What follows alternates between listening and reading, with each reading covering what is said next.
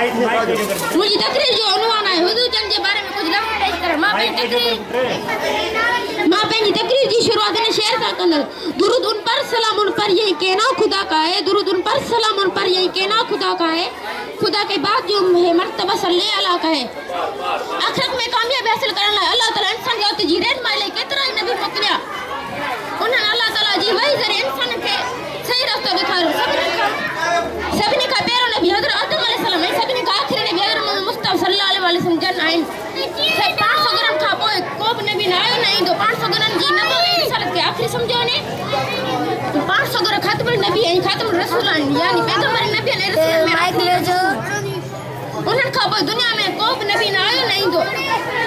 अकीदे मुताबिक सबने रसूलन ते ईमान आयो है पर उन्हन जी तालीम रद्द थी चुकी है हाने रुगो पेरी फकत हुजूर सल्लल्लाहु अलैहि वसल्लम जन्म जी करनी है ऐं संग तालीम मुताबिक ई जिंदगी गुजारनी है 500 ग्राम खां पोए एड़ी दवा कंदर कूड़ो है ऐं हुजूर जन जी अता करण लाजमी है